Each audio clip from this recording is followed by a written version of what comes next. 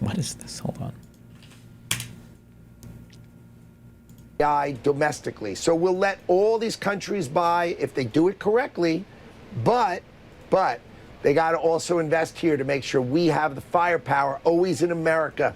That's the right thinking. That's the way we're thinking about it at the Department of Commerce. Interesting, especially since AI is not only an economic issue and a technological issue, but also a national security one, increasingly. Finally, Secretary Lutnick, I have to ask you about the reporting that has broken in the past hour or so that the president is considering raising the tax rate on the highest earners. Are you in favor of that?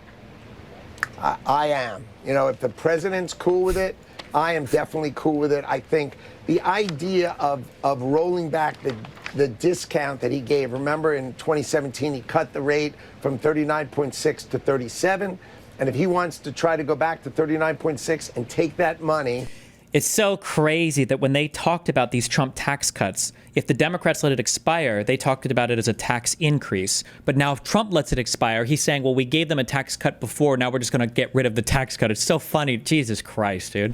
And redirect Shameless. it to no tax on tips, no tax on overtime, and no tax on social domestically. So we'll let all these countries buy if they do it correctly, but they got to also invest here to make sure we have the firepower always in America. That's the right thinking. That's the way we're thinking about it at the Department of Commerce. True. Interesting, especially since AI is not only an economic issue and a technological issue, but also a national security one, increasingly. Finally, Secretary Lutnick, I have to ask you about the reporting that has broken in the past hour or so that the president is considering.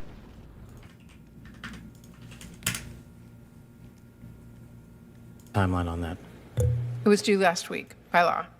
I have a timeline on that. It was due last week by law. I understand. And your answer is you just understand. You're not going to follow the law? My answer is that I am following the law, and I'm working with my interagency partners to do this and get you the budget. Apparently he was supposed to show up with a budget today and he doesn't have one. Oops. Budget that you are required to have. And you have no timeline?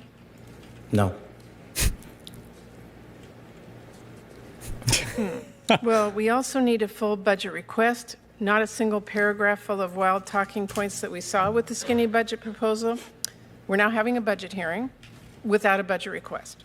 So, Director Patel, where is the FY 2026 budget request for the FBI?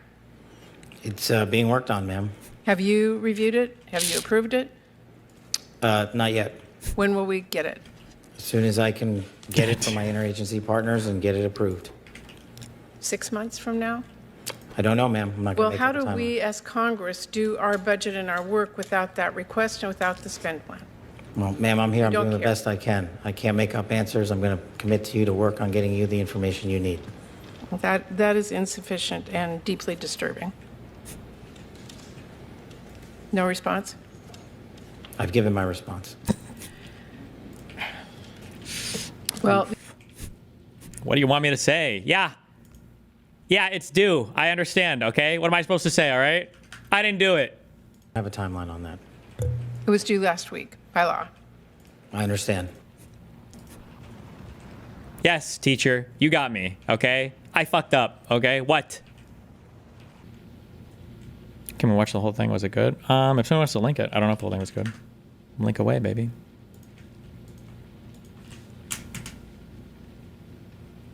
They're probably, all the hate watchers are probably already mass reporting your account for ban evasion at this very moment. It's most likely not bad empanada.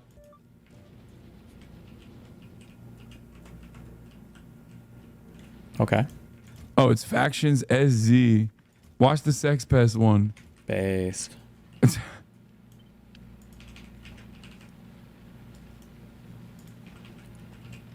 Those photos from a 2013 diplomatic trip to Iran where Iran put them in a fancy hotel for a week.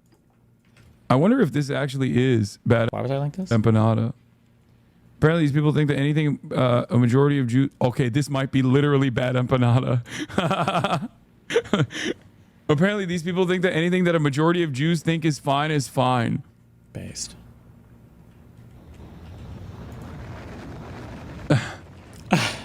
Jakub shall call your name, Hassan. You will learn the tricknology expert brain rot. This definitely sounds like him, which is a really coherent and solid point, by the way. Ethan, whenever he talks about this, he's like 90% of Jews 90% of Jews are Zionists. And it's such a funny take because it's like, okay, so what? Well, the goal is to show that when you say you're not trying to call out all Jews, you just want to call out the Zionists or whatever, you really are kind of calling out all Jews. That's the point of saying that, but okay. Destiny, he was spamming to bring him on stream if you read the messages. Oh, ouch. Like, what do you mean?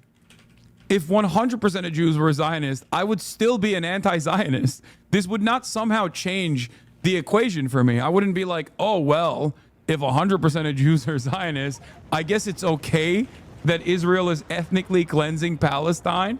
I guess that's fine. You know what I mean? Epic. I don't know why he thinks that's a solid own. Wait, it is actually him? Holy shit. Wait. Invite me on. We have a Z nuke that just dropped? All Uh-oh. evidence being used in this video against any person or entity has been backed up by first-hand accounts, second-hand accounts, and screenshots, so you can put your lawyers away. You're not Why is it so fucking quiet? getting me this time. And with that out of the way, what the fuck happened with the Unfuck America tour, you might be asking, because I've gotten a million DMs about it, because nobody's story is matching up except for mine, and things keep getting weirder. But don't worry, I have all the answers to all of your questions, He's and the I've broken only them one. down into 5 categories. Number 1, Oh my which God. creators are lying? Number 2, where is the money? Number 3, why does this matter? And number 4, how do we continue? All wrapped around this woman. Z. Ooh. Elizabeth Z. Cohen Sanchez. But we'll get to you in a second, Lizzie. First, we're going to talk about these creators because most of the confusion being caused right now is by them blatantly lying. These are the creators we'll be talking about, and I want to start with I didn't even make the list. Andra because I want to start with Andra. So this is Andra. You might have seen Andra on your For You page. She's the one that talks like this out of the side of her mouth so that people won't hear her lying all the fucking time. And we're starting with Andra for a very specific reason. I'll get to it in a second. First, let's hear her response video to this entire Z being racist situation. If you're not familiar with what happened, I'll explain. The National Ground Game PAC started a group called Unfuck America, in which Dean Withers and Parker were headlining, and we were going to go and debate Charlie Kirk on college campuses. I was very excited about this because combating red pill, misinformation, pipeline stuff is very important to me, and that's kind of what the whole thing was about. So I signed on immediately, and then apparently our organizer, Z, joined a panel full of black women and said a lot of microaggressive and racist comments. And that's what it was. Point blank, no excusing it. And I want to be clear, I don't support any of that. What she said was messed up. And the second I found out about it, I voiced my opinion in our group chat strongly. In fact, I started a lot of fights about it. Because if you know me, the last thing I'm going to do is bite my tongue unless I'm literally so sick in bed that I cannot take a phone call. Okay, she was sick. That's why she couldn't respond. But of course, she hates Z. She hates all of the things that Z did. But And- what's that? oh, you bald-faced liar, you racist little fuck. You were there during the live, and when Z was on the live, and after Z got off the live. You were on my your spam God. account trolling them. You were saying that black women on that live were miserable, that they were just attacking Z to attack her, that they were just yapping to yap. And later on, you were talking about how you were losing mutuals because you weren't speaking out about this situation. And you most definitely did not immediately get mad at Z and tell her to fuck off and you know what? I'm going to say it. Racism's bad. That's not you. That's not what you did. I can say for damn sure there was nowhere in those signal chats that night where you were like, hey, Z, that was racist, or hey, guys, that wasn't cool. No, and you all heard her. Apparently, our organizer Z hopped on a live with a panel full of black women and said some microaggressive and racist things. And that's what they were. That full stop, period. You do support it. You did. You supported it. You were there supporting her. The second I found out about it, I voiced my opinion in our group chat strongly. Well, hey, you were voicing your opinion very strongly. It's just not the opinion you were implying, but still strongly nonetheless. Because if you know me, the last thing I'm going to do is You bite got my her. tongue unless I'm literally so sick in bed that I cannot take a phone call. I guess we could see this as biting your tongue, but you were okay with all of it. You didn't care about any of this shit. Now, Andra, I don't want any excuse for you to try and report my video. So, I'm just going to say, you have some growing to do. I don't think we should be entrusting you with a platform right now. Next up, we have Off Jawagon. A lot of you This guys is the most petty fucking non-drama non-tent that I've ever seen in my entire life. Holy shit. All right, let's go. correctly assumed he was the person that sent me these DMs from that previous video. And what was his story again? I want to be very clear that I and the majority of people who joined this fight did so because we are fighting for equality, whether it's class equality, gender equality, marriage equality, and definitely racial equality. So there were allegations of racist comments against an organizer in the group that I was a part of. I had some concerns. I was not present for any of these comments. I did not understand the context of any of these comments, and I'd gotten a dozen conflicting stories from a dozen different people because, you know, it's the fucking internet. So he wasn't present for any of these comments. He got conflicting stories. You know, what's a guy supposed to do? Oh, no. Oh. Jesus Christ, dip that live. It's pointless. There's absolutely no way forward on it that's going to be productive. In a lot of ways, it can go bad. Get out. That's a pretty distinct name. Okay, Peyton, so he's lying to his audience like the rest of these people are. Who cares? What's the big deal? Well, believe it or not, later on in that video, this dipshit made a crucial error on behalf of himself and all of his creator buddies who are trying to lie to you right now. Let's take a listen and then I'll explain. Okay. I went and met up in person with a couple of people of color who were involved, a couple of whom who were present and did understand the context of those comments. And I asked them, where are you at on this and what do you need from me? Dude, the fucking audio on They're this. still in support of the mission and the organization, and at this point, that's all. I was like, cool, if you guys are in, I'm in. If you're out, I'm out. Where you guys go, I follow. I am here to support this mission. And that's what I did. I'm proud of that. I'm proud of the mission. I'm proud of the work we accomplished, and I'm proud of the vast majority of people I got to do that with. However, another pasty-ass creator decided to go a different route and make videos exploiting the issue for views and clout. And he did this despite being told by numerous people of color involved that they did not want him doing this, they did not want him speaking for them, and that his actions were making them feel incredibly uncomfortable. So he obviously didn't catch what he did. A lot of you probably didn't either. Yeah, Some what did of he you do? might have, but I'll break it down. Okay. So what he's trying to do here is perpetuate the narrative that I made people of color on the tour feel uncomfortable. But he's doing it differently than some people are. Some people are saying that it was after my second video that I made them uncomfortable. But obviously before my second video is when these messages were shared between him and I. He even said it himself. I didn't follow that person immediately after realizing that they were willing to exploit marginalized groups for their own gain, and they reached out to me. And he's like, dude, I hope we can still be friends. He was trying to defend his actions, and while I was sitting next to two people of color who were involved with the whole thing, who had literally just told me that they were feeling uncomfortable and unsafe because of his actions, and that they were being harassed and having slurs I can't repeat hurled at them online because of his videos, I told him that he needed to stop, that if he really cared about the things that he was pretending to care about, this was not it. But it seems like he's also trying to say that people of color felt uncomfortable by me before I even made my first video. They were telling me not to do my first video. But that's not the case, and that video wasn't about anyone who was on the tour. So why are they lying about this? It's because they're all following the playbook that Brandon and Z set up. See, after I made my video, they actually deactivated the Signal group chat for a little while, right? None of the influencers were allowed in there. They just had a staff meeting, right? And Who is Brandon's this telling everybody, TikToker? listen, He was involved with the Unfuck America tour. I've worked in PR crisis management for 7 years. I've got this. Nobody say anything. Let me handle this. And then he calls me. If you go back, don't even think about Z. Listen to the first half of that phone call, and it seems like I did something wrong that's getting me kicked off the tour. And Z's first message to me after my video was, have you returned the car we paid for? And at first I thought it was like a narcissistic thing, which it is, obviously, because it's Z, but Obviously. it makes a lot more Imagine sense. imagine trying to get back the car that you allowed these people to rent. Like, that's just crazy, bro.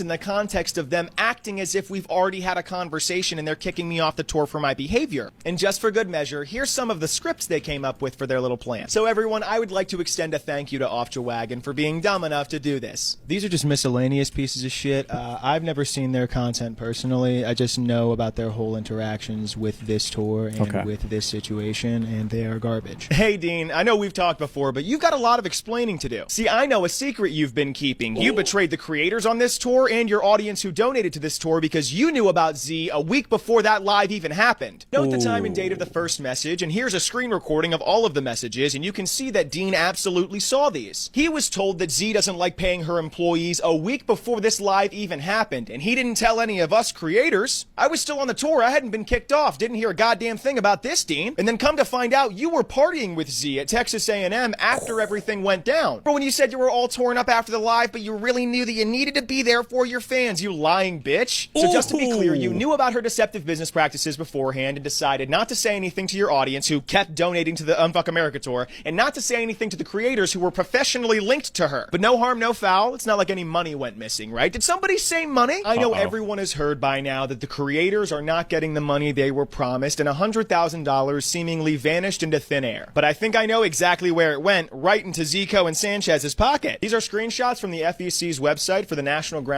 Game campaign, and you'll notice there's $95,000 sent to a company called Soul Strategies. Well, that seems like a lot of money, Peyton, but why is that so weird? Well, guess who the founder and owner of Soul Strategies is? If you guessed our girl Z, you would be right, except for between 2020 and 2023 when she was pretending it was a black-owned business while giving a black woman only 15% of the company and making her do all of the work while calling her lazy and a piece of shit. So if you're following me here, Zico and Sanchez from the National Ground Game Pack, we know Z, she gave Zico and Sanchez of Soul Strategies, I think you guys know her, $95,000 for voter registration efforts. Me personally, $95,000 is an insane amount of money to spend on voter registration efforts.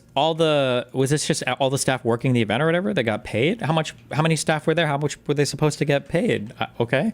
From a company that was sued for fraudulent voter registration efforts. But I guess when you're the sender and the receiver, you can kind of make up your own rules. I also found money being sent to places like this, with websites like this. Can somebody spell money laundering? And if that wasn't enough for you, I have unequivocal proof of her engaging in illegal activities just this morning. This email was sent this morning to someone who works for Z, who was supposed to be paid on Friday, still hadn't been paid, reached out to them, and they said, you have to sign an NDA to get the pay that you're owed. Hey, that's fucking illegal. That's really fucking illegal. Even if she doesn't go through with this, that's incredibly illegal. You can't tell someone they have to sign an NDA to get the pay they're owed. Cherry on top, obviously she's a flaming fucking racist, and most of us in the know already fucking knew that, but here's her being a piece of shit otherwise. I do know a lot more, but I'm not gonna give you it, obviously, because where's the fun in that? All I can say is, you are fucked. And anybody who helped you, Dean, is fucked as well. You knowingly defrauded the creators on the tour and their audiences who continue donating to the tour. Why does this matter? The rest of this video is going to be freeform, and I'm going to tell you guys right now, I'm pretty fucking pissed. Because even if I want to believe that I went about it the wrong way, and that's why you guys treated me the way that you did,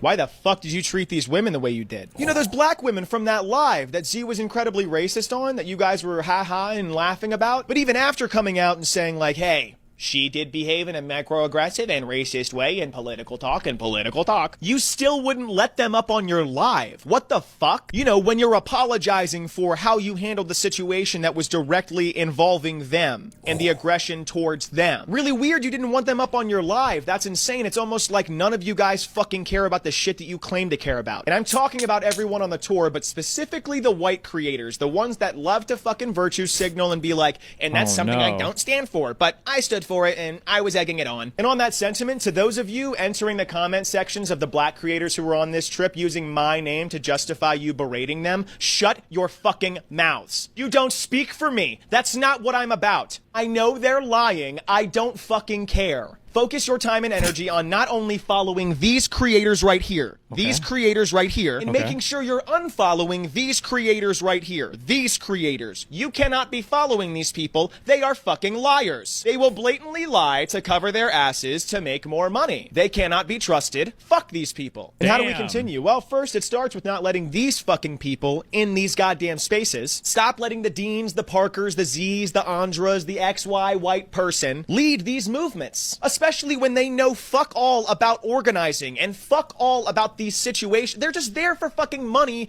and to be debate bros. Fucking kick them to the curb. They're counter to the movement at this point. And I say counter to the movement because the movement is... Do you think this guy knows that he's white?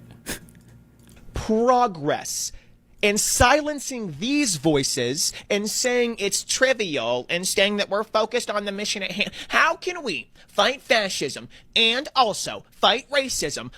They're the same fucking thing. The reason they act so fucking obtuse in any situation like this is because they know if they have to stop for even a second to deconstruct, they will start losing money. Very quickly, they will learn that they don't know fucking anything. And they'll have to take a back seat to voices like these. It's always about fucking money with these people. You know what? Actually, fuck it. I'm just gonna speak candidly for a second. Thank you. Fuck all of these people. Like, actually. So brave. I swear to God, these people are fucking evil. They only care about money. It does not matter.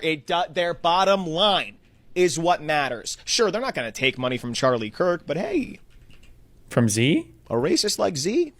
It's basically the same thing. She says she's for the cause, so like, and here we are. Oh, this is trivial bullshit. What? She said a couple microaggressions. What? Micro, by the way. No, she was a fucking racist piece of shit on that live. That's what she was, and none of you wanted to call it out. I actually don't give a fuck anymore. You guys are sad, dude. All of you people are sad. You can't make money without the racist? Is that what it is? Seriously? Obviously, I know your platforms shrivel and die if the Conservative Party does, but I mean, like, you can't find a different, like, liberal white woman, right? Like, you can't find someone else. You had to try and cover it up. You had to try and lie. But the only reason you were acting that way was to try and cover your guys' ass and use me as a scapegoat. And hey, look at how well that did you. All of you are fucking sad and don't deserve these goddamn platforms. Fuck you. Damn. God damn. My white savior. Yes. King. He's the only one whose story is lining up, okay? The only one.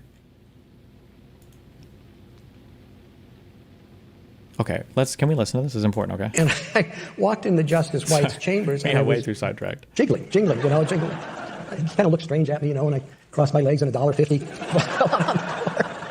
I didn't get. I didn't get an offer from him. Tom Metzloff got that job, right? He clerked. Yeah, Tom, my pencil ball opponent, got the job instead. Yeah. So you really are a terrific writer, and you were back in law school as well. I still remember you're telling me that if I had a sentence that had 3 prepositional phrases or more, go back and rewrite the sentence because the sentence needed rewriting.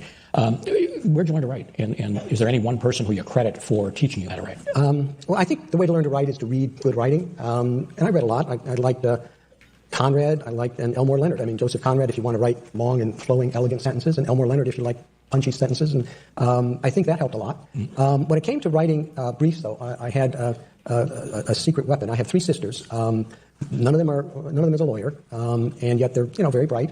And I would send, in most cases, a copy of the draft brief to them and ask them to read it once. And then I called them and asked them what it was about and who should win. And if your writing isn't clear enough for somebody who's an intelligent layperson to get through it and to understand, basically what's going on. I mean, they wouldn't say, under ERISA this or that, but they say, the guy who, was driving the truck, should have looked left and he looked right, and, the safety brake didn't work, so the other person could pay. And if it was the right answer, then, because I see it today, and I bet you do too, when you read so many briefs and you read them carefully, but it's not like you can devote as much attention to, however many cases you're hearing. So you want to make sure that somebody who's going to read through it once, maybe a little more quickly than you'd like, really gets the gist of what you want. The other thing I'd like to do... That's a good piece of advice. That's actually a really good piece of advice.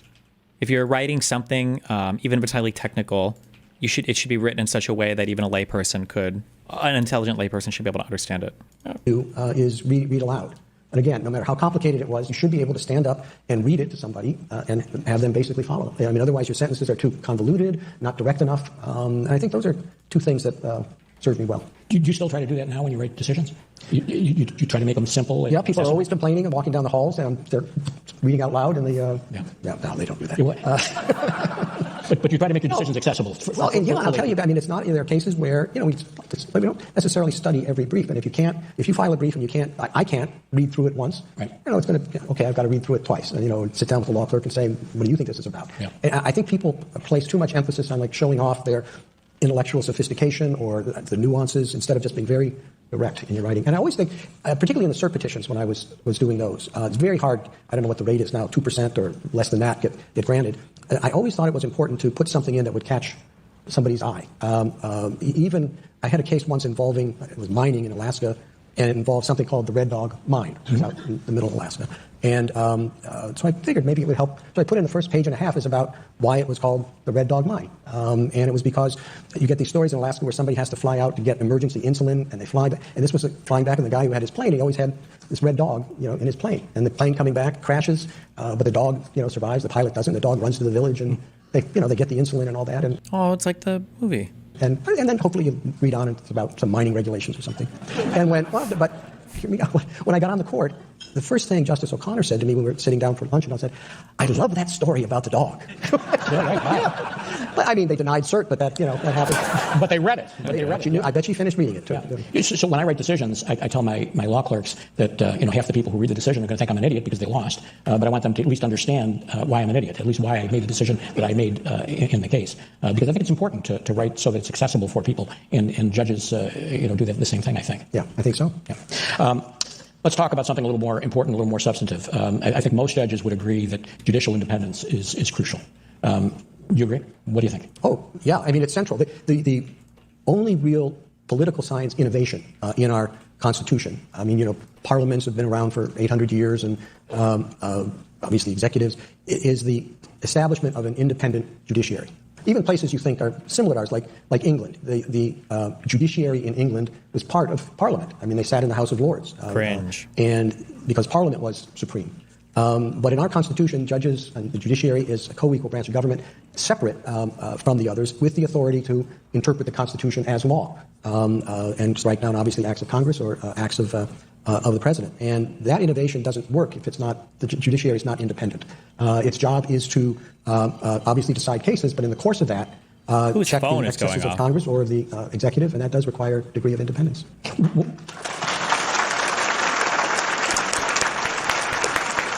What do you think of these calls for impeachment of judges based on the decisions that they make? Well, I've already spoken to that. And, impeachment is not how you register disagreement with decisions. That's what you're for, right? That's what you're there for. That's what we're there for. Yeah. So lots of decisions that you make interpreting the Constitution have real-life practical consequences. So just for example, the Second Amendment decisions result in more people having guns. And the Obamacare decision resulted in more people having health insurance. Obergefell resulted in more same-sex marriages. Do you think about those practical consequences when you're interpreting the Constitution? And should justices think about those practical consequences when they're interpreting the words of the Constitution? Mainly no to both of those questions. Because if you do that, with one exception I'll talk about later, but if you do that, you're kind of putting yourself in the place of the legislator. You can say, for example, a consequence of the Second Amendment decisions are, well, more people have guns, and so there's more, accidental shootings, more shootings. Or you can say the consequence is that more people are armed, and therefore they're in a better position if there's foreign invasion, as there was with the British shortly after the adoption of the Second Amendment, so that's a good thing. Now, if you decide one of those or the other based on your view of what you think is best, you would be substituting your own view for that of the people who wrote. You read the Content Cop video. Some small YouTuber did a good-ass job on iDubbbz. What is it about? An hour and a half. Jesus. Is it about the recent Content Cop he did, or is it like a larger overview of his career or something? The Constitution. So, no, I don't think that's not a big part of, at least how I do my job, sort of what a purpose of this approach is what people would call that. Because I think you're making yourself the arbiter of what people were trying to accomplish in that law, when you really need to be doing is sitting down and reading it, in its appropriate context and trying to figure out what they meant. Yeah. Now, at one extreme, if an interpretation you adopt leads to some absurd result that nobody could plausibly have intended, then the consequences make a difference. But I think it's more important to figure out what the people who wrote the law had in mind and what they meant by the words they used, rather than think, what is this type of legislation for? Yeah. Because then the interpretation flip-flops. Yeah. So the courthouse here in Buffalo is named for Robert Jackson, and you clerked for Justice Rehnquist. Right. Justice Rehnquist clerked for Justice Jackson, so you're sort of his grandson. Sort of. Yeah. Does that have any special meaning for you? I know one of the photos, one of the portraits you have hanging, one of the 4 portraits you have hanging in the Justice's conference in the conference room. Yeah. Is Jackson. Yeah. Would you talk about that a little bit? Well, sure. I mean, obviously, one of the more remarkable members of the court in our history. Part of the reason he's in our conference room is he was, the Solicitor General, who argued before the court, the Attorney General, in charge of the branch of justice and the administration, the prosecutor at Nuremberg, which was very controversial on the court. His colleagues did not think that was necessarily something he should be doing. And obviously one of the great justices. I mean, his eloquence is really extraordinary. His eloquence at Nuremberg was extraordinary. So, I think it's a great grandfather to have. Now, the other portraits, John Marshall Harlan is there. And I just think somebody whose parents name him John Marshall, who then lives up to it and ends up on the Supreme Court, deserves a painting. And seriously, all his pronouncements in a number of areas of the law, I think, are really remarkable. He was a dissenter in Plessy, wasn't he? Yes, alone. That's when he said that we have a colorblind Constitution. And the other one is Cardozo. At one time, I had 5 colleagues on the court from New York. So I figured I had to give them some New Yorker on the wall. And then, of course, the great Chief John Marshall as well. Yeah. So I read a speech that you gave to your son's graduating class that talked about the importance of getting to know the folks who work at the school, the custodial staff, the janitorial staff, those kinds of things. Why is that important, and why was it important enough for you to give that message to your son and his classmates? Well, it was 8th grade, and it's a time when they need to learn a lot of things. I mean, it's important, just it's basic courtesy, but also it's important to appreciate that no matter high and mighty you might think you are, or others might, that there are other people that are doing things that are just as vital to the functioning of our world and as anybody else. And all the people who work at the Supreme Court are part of the process that ends up in our articulation of what the law is. And whether it's the Chief Justice or somebody in the print shop or one of the law clerks or anybody else. And I think if you lose sight of that, that's a real shame. And I do think, again, particularly 8th grade is a good place to learn that. Did you do that when you were in school? Did you get to know those folks when you were in? Oh, sure. Yeah. But in 8th grade, I mean, those people were the boss. That's exactly right. Yeah. That's exactly right. Sometimes I'll have folks who are cleaning the office will come in and apologize to me for coming in and cleaning the office. And I said, if you folks don't do this, I can't do my job. So, it's as you say, it's all. Yeah, I apologize for making such a mess. So you talked about a few minutes ago reading petitions for certiorari and briefs. What's the sort of criteria that you use for deciding whether you want to take a case? Other than writing a certiorari is the writ that you write when you request that a case gets read by the Supreme Court. Red dogs. What jumps out at you? Well, and it's pretty clear that it doesn't really matter how right or wrong it is. I mean, the one thing you could say in a cert petition that's not a good idea is how horribly wrong this is, because the first message that comes across to us is that, well, if it's that wrong, we don't have to worry about it. Nobody's going to follow it. A mistake's been made, but one thing that's certain, it's not our job. We're not a court of error in the sense that we correct mistakes. So what we're looking for are conflicting decisions on the same law that have to be fixed. I mean, if one person reads this law and says you can't do this, and the other person says, no, it means you can't do this, it should mean the same thing across the country. And so that's more the type of case we would take to resolve that disagreement. So people who want to get their cases heard need to have somebody who's good at explaining why we need a greater degree of uniformity. You can't say in New York some particular expense is tax deductible, but in California it's not. So a lot of the cases we get are actually not that glamorous. They're not that interesting because there are a lot of areas of federal law like patent law and copyright law, tax law, all sorts of things. And when those disagreements come up, we're the only ones who can fix it. So a lot of our docket is pretty mundane. Is there something too, though, putting something in the cert petition that will catch the judge's eye, like the Red Dog story? I mean, do you find yourself, when you read something like that has something that catches your eye, drawn to it a little more? Oh, sure. Yeah. I mean, we take whatever it is. I don't know what the number is, 1.5% of all the cert petitions. You've got to do something to stand out of the crowd, unless you have a really good case. That may be enough to get our attention. But other than that, and it makes sense. You have to be a good writer. If you're there, I mean, obviously our law clerks read somewhere all the petitions and they write summaries, but we read from those summaries ones that we think, might be likely candidates. And it's very hard to pick out the right ones. Some of your colleagues have written autobiographies. Have you started yours yet? No. Are you going to? No. Why? Why not? I think my life is very interesting to me.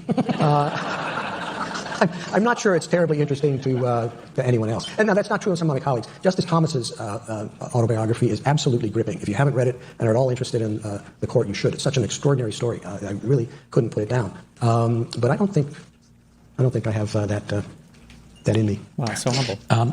Let's talk about your role in terms of you as a public figure. Obviously, you're very recognizable. People know who you are. You have to be on all the time, like now. And how do you separate that from your private life? How do you keep some privacy in your life and have this kind of bigger than life role as Chief Justice of the United States? Well, recognizable. My wife and I were on vacation in Portugal last year, and another American sort of came up to us and he's looking at me and says, "I know you. I know who you are. Mitch McConnell? You're John Boehner." Oh. And so, they were sitting next. I had to spend the whole evening pretending to be John Boehner. And so, when you say readily recognizable, really not, to be honest with you. It's getting worse, though, in general, just because, the work of the court is getting a higher degree of publicity. So, it is a problem. I will say 99% of the interactions I've had with people, they come up and say hello, which is fine. And so that's good. But we're not as recognizable as you might think. Among a crowd of judges and lawyers, yeah, but in the public at large, not much of a problem. So some of your colleagues have retired. You ever think about that? I mean, you're too young now, but someday, would you? No. No. Because you love what you do too much? I'm going out feet first. Mm-hmm. It's just... I am too. Yeah, good. Well...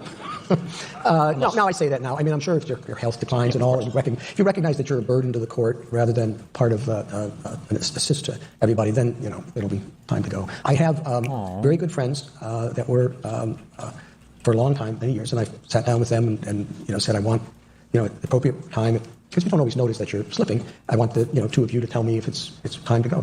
It's a long pause, and at once the two of them said, it's time to go. So I said, all right, never mind. I have that too with Chief Judge Wolford. It is kind of surprising. She's going to tell me. She hasn't said anything yet. Maybe after this she will. It is surprising how rare it has been on the court for that to become an issue. Really just a handful of times. I think it's because it's a collegial, both in a technical sense and in a popular sense, group of people that you develop relationships where if the people do come, there have been times when somebody has stayed a little longer than they should, then the other colleagues come, and it's always really worked out. So I don't think that's going to be a problem. So, but it is, I still feel pretty healthy. Yeah. Do you love what you do? I mean, you really I do. It's exciting to get up, every morning and go into work. It doesn't seem like work when it's like that, right? Yeah, some days.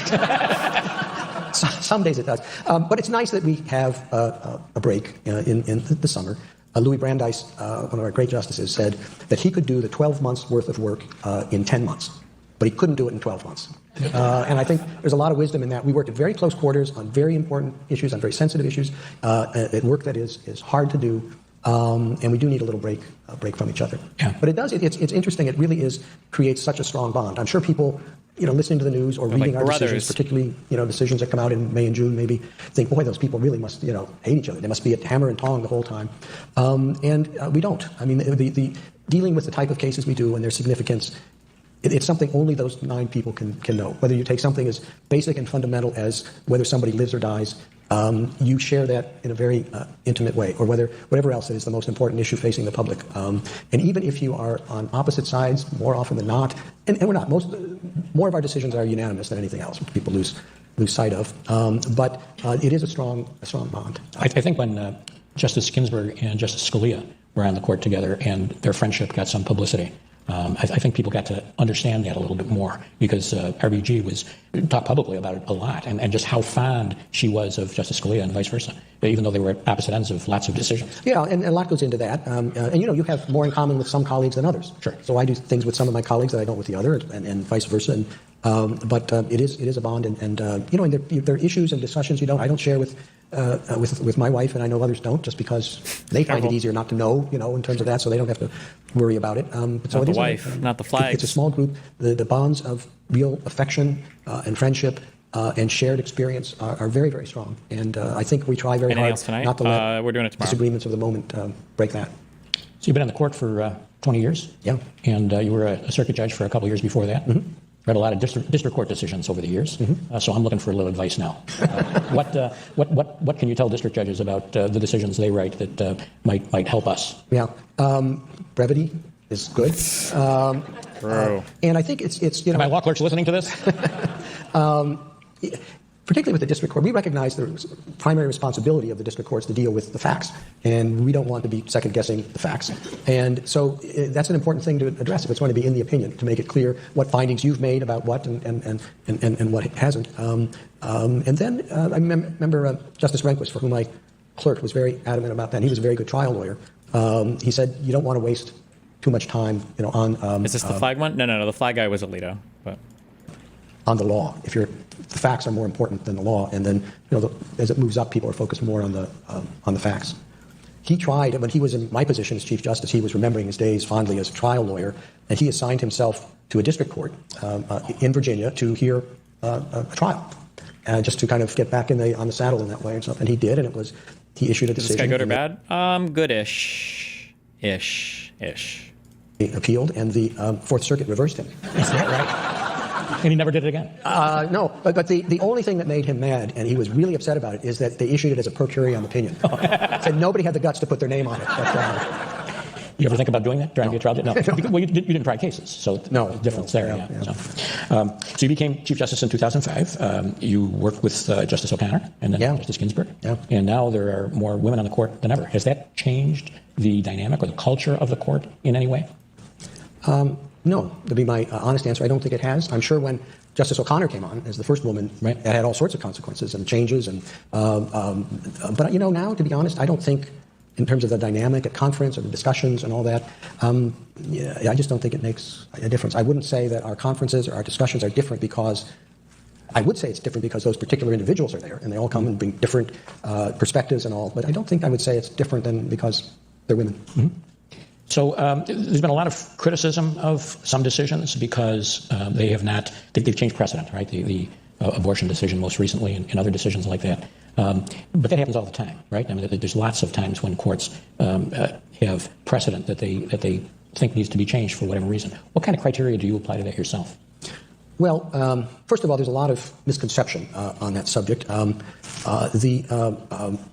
Let's see if I make sure I get these numbers right. The recent study, the Warren Court overruled, I think, 3.2 decisions on average, a year. Mm-hmm. The Berger Court actually had a little bit more, and I think they did 3.6% a year.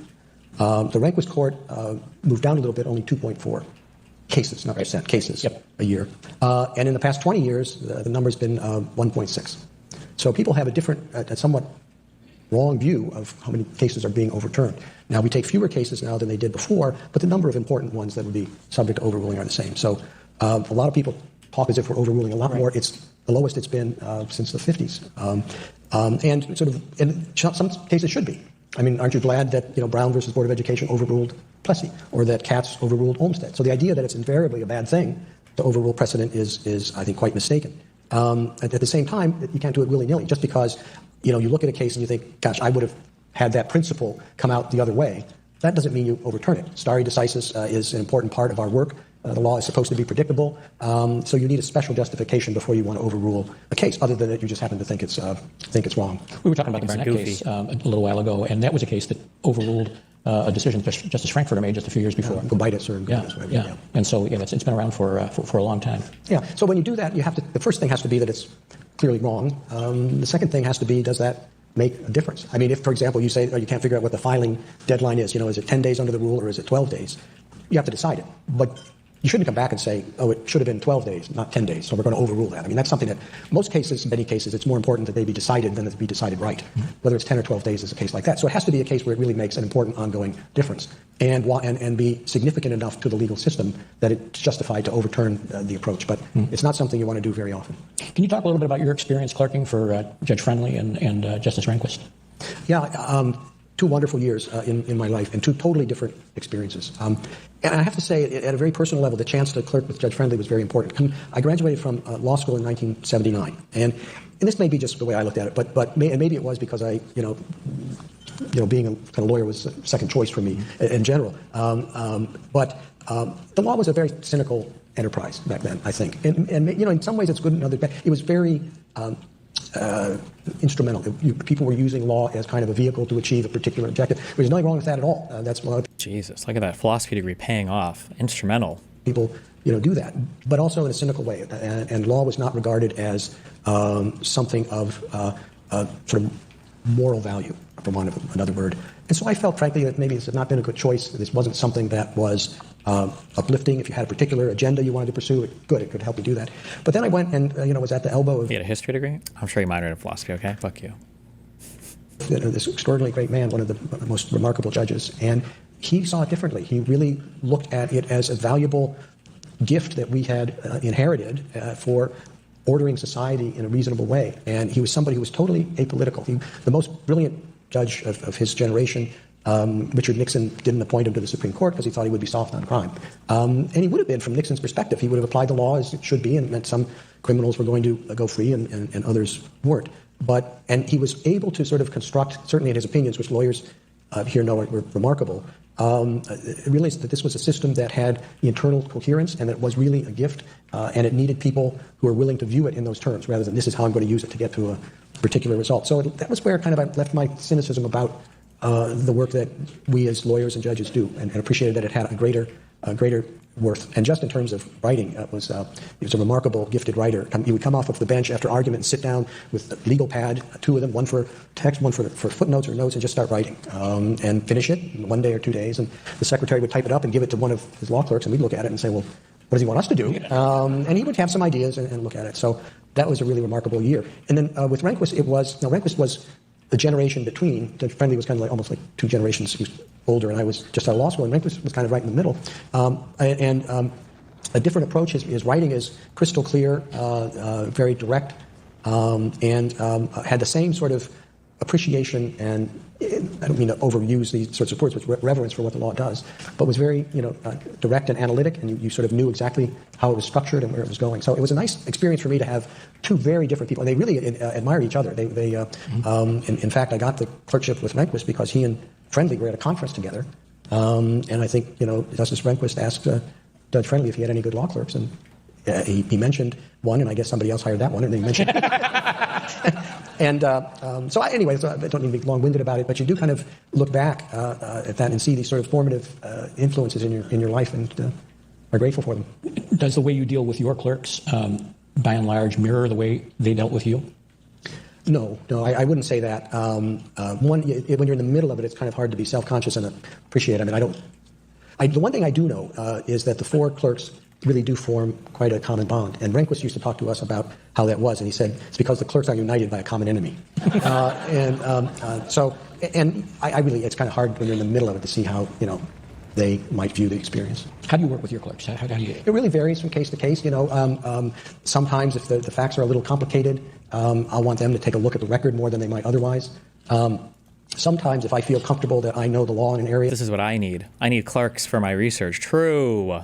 I'll have I don't know why I just heard my them do that, but I would go in much more carefully because I'm probably wrong about it. I want to make sure that I'm not letting errors that might have crept in affect my understanding.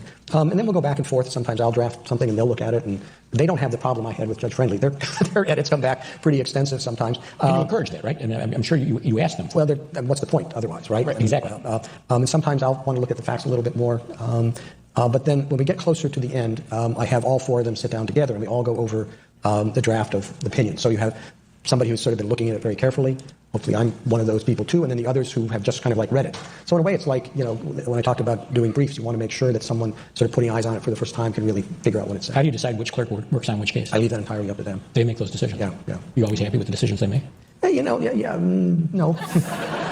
But you still don't put your thumb on the scale? To be honest, they're all extremely bright. It's a real, I'm sure it's a real gift that the system has developed. Where we Is that so? Every Supreme Court justice has only 4 clerks that help them do like research and everything? That's pretty insane. So when people say somebody clerked for somebody, I just assume these were like office jobs and there's like 100 clerks for every Supreme Court justice or whatever. That would have been my assumption. Very, very bright people to work very, very hard, and they come up with such great work products. So. And when you hire clerks, have they generally clerked for a district judge or a circuit judge first? Oh, sure. Always? Always, yeah. So unlike Justice White, who... That was kind of the fading out of that experience, I think. And, you want to get the view of a judge who's been with them for a year, I think, because that helps a lot. In one-year clerkships? Absolutely. Why? You don't want them to get too good. I mean, that's the case. No, very seriously. I mean, you don't want them to get too good at what you're supposed to do. You want to make sure that you are the one doing the work. Yes, they're going to help you on what the cases say about this or how the facts look on this issue, but you don't want them to get too good because you think there's a danger of you using them as a crutch too much. Yeah, you want to make sure that issue doesn't really come up. Yeah. Also it's a real valuable thing for me, and I know other justices, to have these sorts of to be a little more attuned to what's going on in the law schools, and having a fresh batch every year. You learn more about what the teachers are teaching and what the students are interested in, and then they go out. So I have people that clerked for me 20 years ago. They're in the midst of their professional career, leaders in the bar or leaders in academia or leaders in business. And they're real sort of listening boards. We have a reunion every year. It's coming up in a couple of weeks. Hopefully we'll have a good turnout. We usually do. And you learn from them all that's going on. What's going on in the law firms. And the people who are there will let you know, what are they teaching in law schools these days? And they'll let you know, what are you teaching in law schools these days?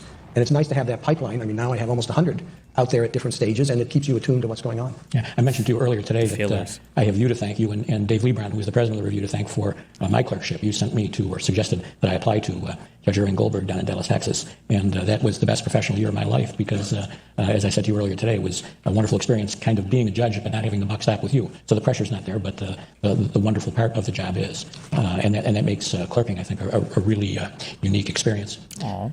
So let's get to our time is running out. Let's get to the heart of what I want to talk to you about. There's a lot of Buffalo Bills fans here. Listen.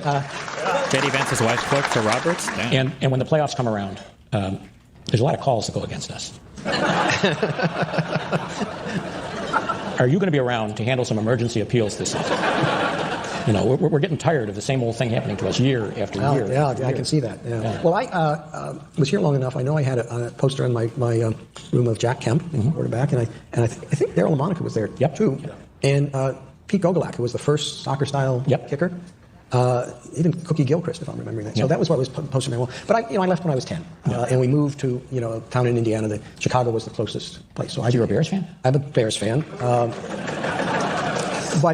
But look, when I was growing up, it was Dick Butkus, Mike Ditka, and really, if he hadn't blown out his knee, the greatest running back in NFL history, Gale Sayers. And we were near. They had different connections where they would come and talk at the grade school even, and because we were in Indiana, but on the lake, and people like to go there.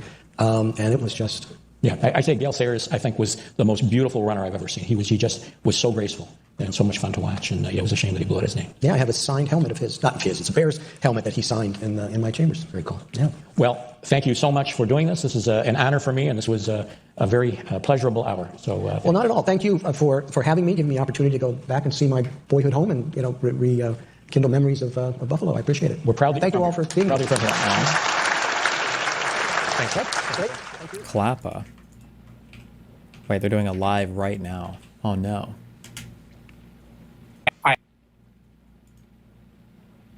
Log in for full. I can't just listen? Okay, don't care.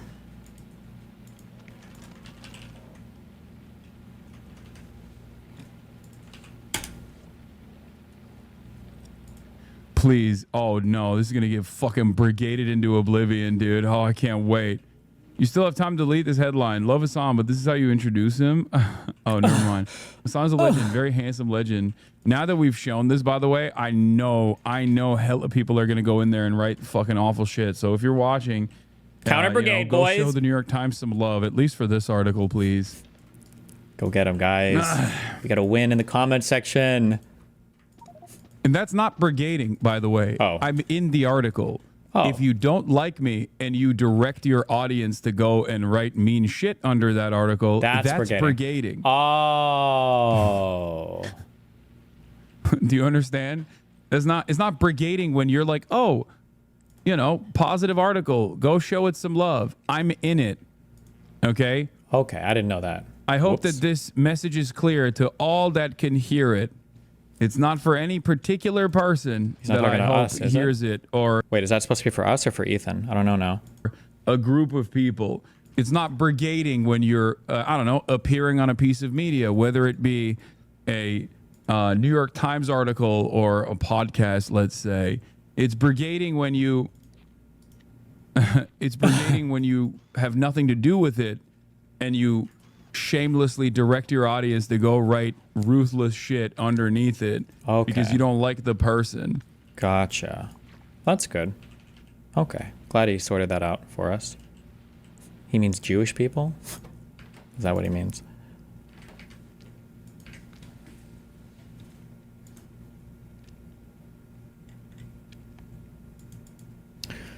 He's mad because he got called out for his brigading on the Trash Taste podcast. Oh yeah, because the actual the actual people that did that podcast told him, bro, stop fucking brigading. Oof.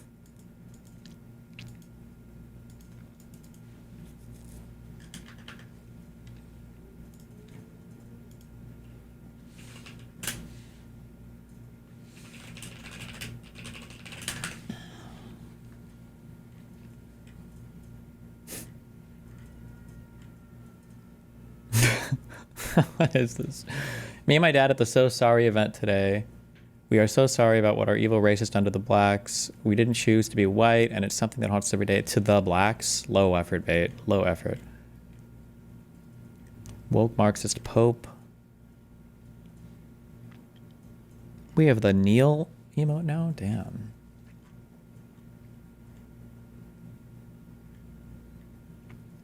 Tomorrow we will listen to something about this Indian bullshit. Okay. Jesus Christ.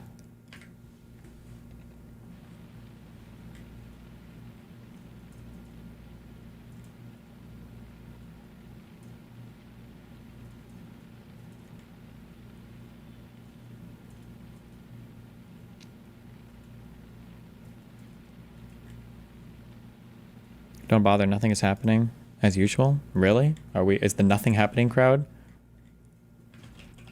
staking a claim on the India-Pakistan stuff? It's pretty brave.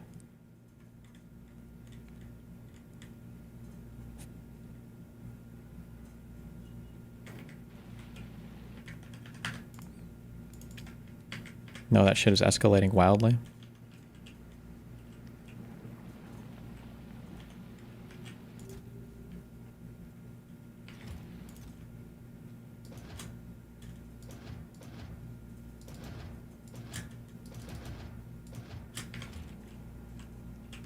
Lindy L. Slop. Oh, I saw she has like a fucking show now.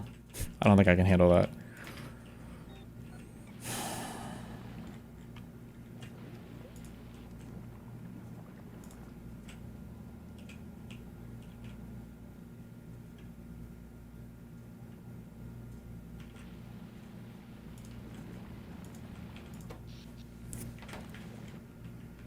Did you already watch the BBC Biden interview? No. How's he running around doing interviews? Why? I mean, based, but I wonder what motivated him to start doing interviews.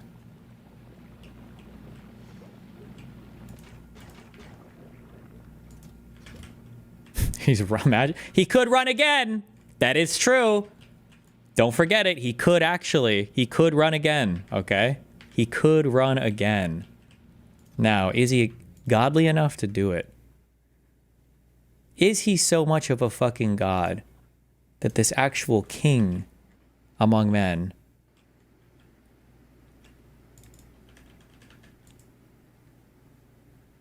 Darius clip.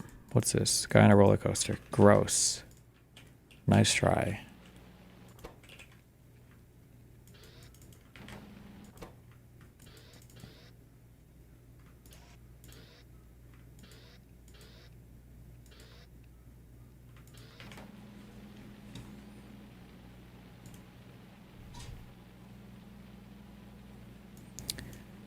We admit you're wrong when you say conservatives don't care about gays anymore. Matt Walsh is like an insanely far. Matt Walsh is crazy. Fuck, I didn't watch the video on it, but apparently Matt Walsh came out and supported the woman who did the N-word fundraiser. Why? Is there anything at all redeeming? I will say that, like, props for defensive use of the N-word. I haven't heard that before. It's kind of... It's novel, at least. I haven't heard that defense before.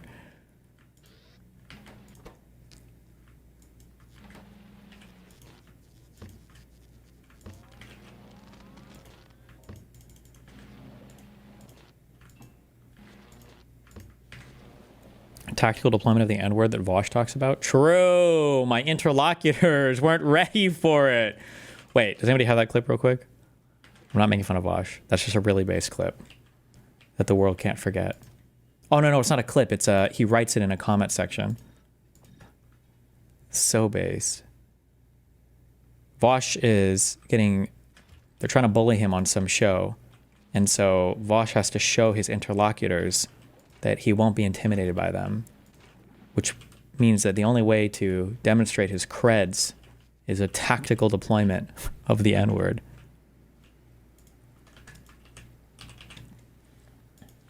Which is based. In this video, I drop an N-bomb, big one, hard R. I did this to show my interlocutors that their language doesn't impress me, that their slurs don't frighten or disarm me. You can see from their reactions that it worked. They were clearly taken aback. It was a power move, which I'm entirely unashamed of, but I understand how that language might have upset some of you. This is an example of what I would call an invocation of a slur's power for good, but that's a subjective judgment. I invite you all to discuss this in the comments, critically or otherwise. Absolutely fucking based.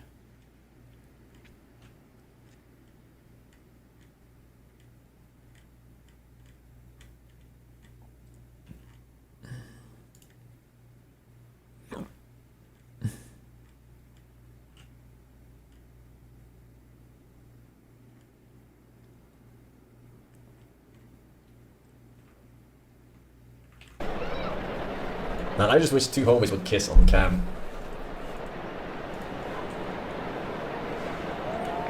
That would be so fun. So, in my professional opinion, I can't think of anything else. But I'm gonna go ahead and give it an 8.75. Okay. 8.75. Yes, I had no complaints about the story. No complaints about the story at all. The story was carrying it pretty hard. 8.05. That doesn't mean that it's not Game of the Year. 8.75 is a very valid contender for Game of the Year in the current year. He is a tough raider. Right.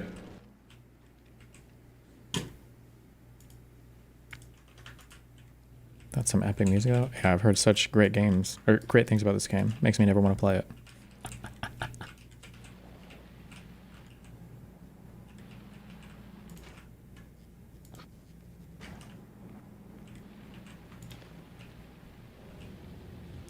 React to the GTA 6 trailer.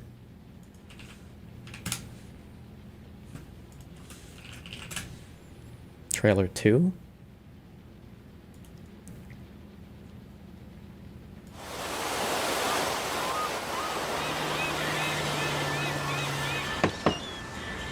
What you doing up there? I'm just fixing some leaks. Seriously, dude, you got some time on your hands. I got some properties with paying tenants. Oh, that's why you came by? Just go get me my checks. See you, Brian. Love you, Jason.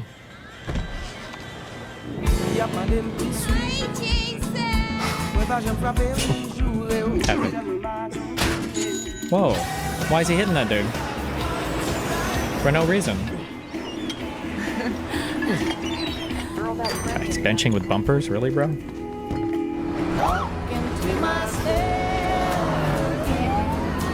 Oh no, the cops. I'm here for Lucia Caminos.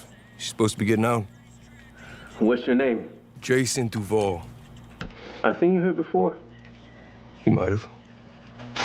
Cool, badass. Hey. Hey.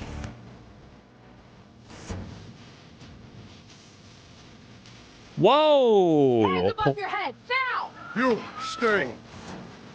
Whoa! You break the news, isn't it?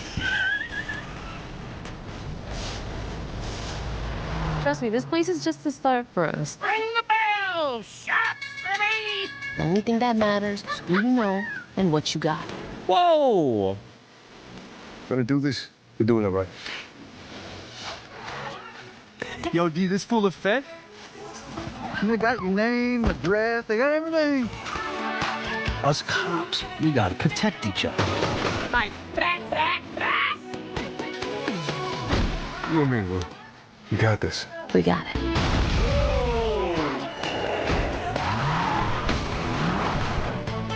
Say my city, baby! My city! Whoa! Nation today, we got more guns than a law allows. Hey.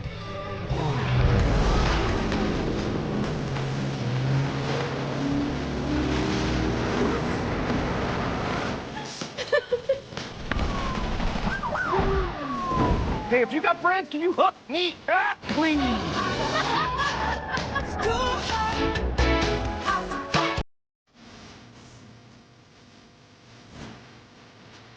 Wow. Wow, that just looks amazing, guys. My God. Is there a release date for this game yet?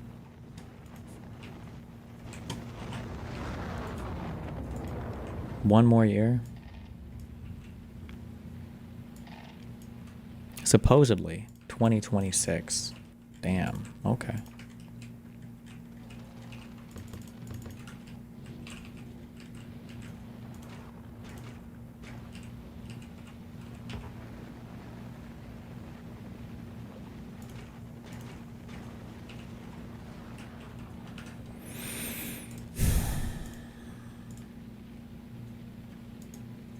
How much did that game cost? If it's not $60 on the fucking dot, bro, we need to do the revolution, guys.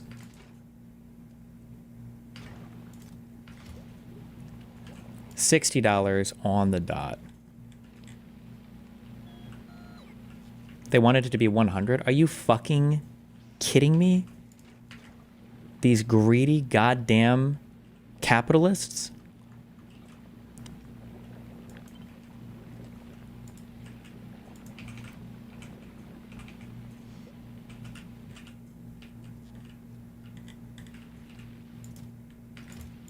If they did that, I would lose my mind. TBQH.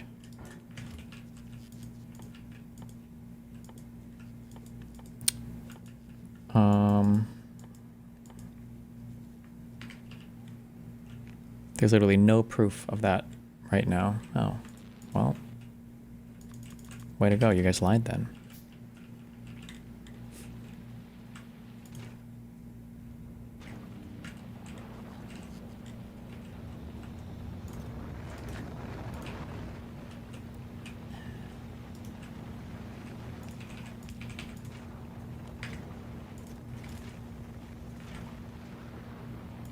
Based. Okay. Look at him go.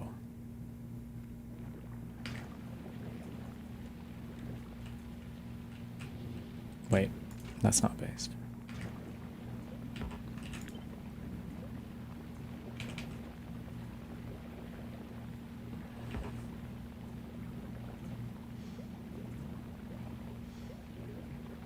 Well, I'll figure it out. Okay.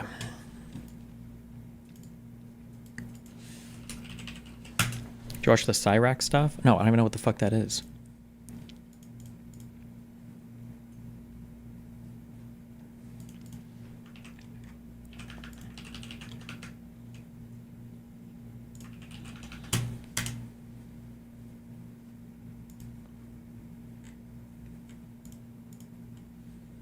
I had no control over what the fan channels posted. Just FYI, Hassan told the Clips channel not to post his reaction to the content nuke, so if you see any fan channels post it, you should let them know. Ooh, uh-oh. Uh-oh. Not good. Sounds like he was lying. Okay. Pen, cup, joy, wick, chop, candle, ocean, dice, yard, pencil, author, bond, compose, Jones, scorecard, and write. Wait, no. Pen, cup, yard, pencil, Jones, scorecard, and write. Oh. Compose, pen, pencil, and write. To author something. What? Pencil me in. No, wait. I'm so sorry. Hold on. Author, fuck me. I'm thinking pencil you in, like right into a calendar. Whatever. Commit to paper. Okay.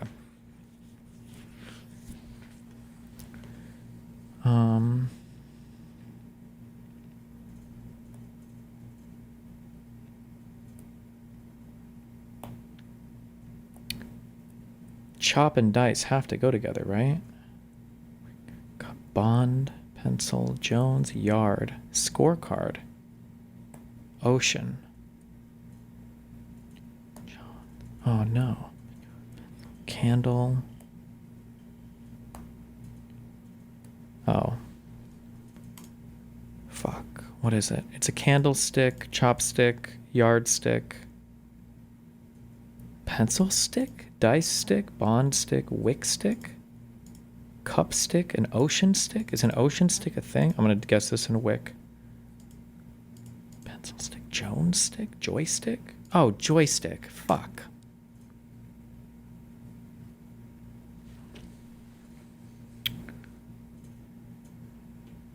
Okay, what do we got? Bond, dice, pencil, wick, cup, ocean, scorecard. Oh, fuck. Pencil, cup, ocean, bond.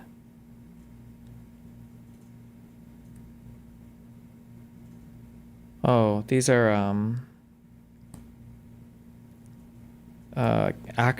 last names of characters in fucking heist movies or some bullshit or some movies, I think, right? James Bond, John Wick, Indiana Jones, Frank Ocean? Okay. Dice, pencil, scorecard, and cup. Things that you need for game night, maybe? D&D or Yahtzee or... No, not Frank Ocean. Wait, what's the name of the guy in Ocean's 11?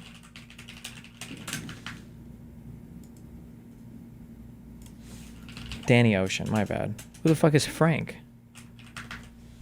Danny Ocean, whatever.